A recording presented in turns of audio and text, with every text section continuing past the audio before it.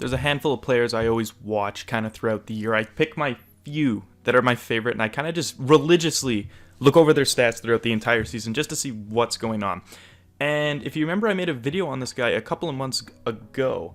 This was before his name was pretty relevant as it is now, and a lot of people were a little skeptical of what I had him ranked as and why I had him ranked there, especially with all the other competition he has. And anyways, Marco Rossi. And I'm pretty sure a lot of you guys have seen that video of mine. It's a pretty good watch. I'd actually say it was at the time, one of my best prospect reports. So yeah, I'll leave a link in the description for it if you haven't seen it. I'm not going to be describing his playstyle again. I'm just giving you guys an update because I didn't even expect this to happen. Marco Rossi is absolutely shredding up the OHL. Just absolutely shredding it up. And I really wanted to bring you guys more attention to this because now I think a bit of you guys might be switching sides a bit. A lot of you guys were calling me a little bit crazy when I was saying Marco Rossi is a top 5 pick, 5th overall. Everyone's going, oh, Lundell, oh, Yaroslav Askarov. I love those guys too, but Marco Rossi is the definite 5th overall pick right now, maybe even higher. Because the only player who's got a higher points per game, like within that top 10 in that first round, is Alexis Lafreniere.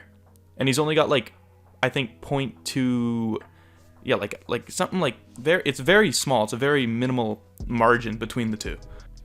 To be exact, Marco Rossi has 2.36 points per game so far in his 11 games played so far this year. And if you guys didn't know, Marco Rossi did get a suspension early in the season. I think it was like 5 games or something. It was a pretty greasy hip, and I'm not proving this as a point, but a lot of people too. His size, 5'9", he's kind of small. Can't fend for himself. I mean, I'm not saying he's able to fend for himself because he got a 5-game suspension and a boarding penalty. It could have happened to anyone. Like, I don't think it was anyway a malicious play. It was just unfortunate, and I forget who he boarded, but it was ugly, and it honestly deserved the suspension. But beyond that, though, in his 11 games played, 5 goals, 21 assists, 26 points, plus 14. That is incredible. He's incredible. And I'm going to go a bit into the deeper stats here. I'm going to go into his NHL equivalency stat. And if you guys don't know that, it's kind of like some calculator. It takes, there's like a factor for each league, and it takes the amount of games played and points that you got in that league, and it converts them into a theoretical score of what, if they're going to the NHL right now and they played 82 games.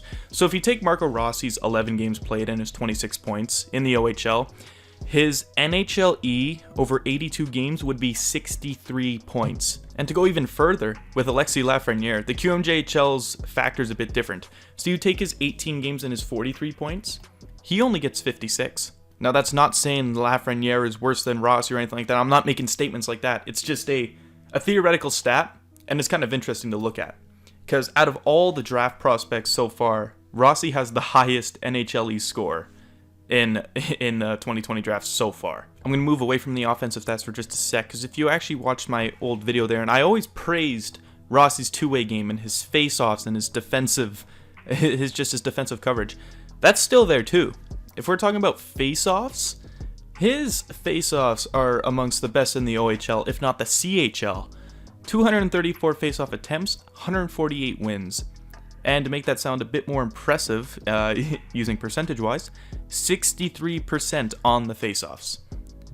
63%. That probably is going to diminish a little bit throughout the year, but if he can hold it above 60 for at least, halfway through the year, which I think is plausible because if you look at his games, his game log with his face-offs, there's only one game at 50%, and that was his lowest.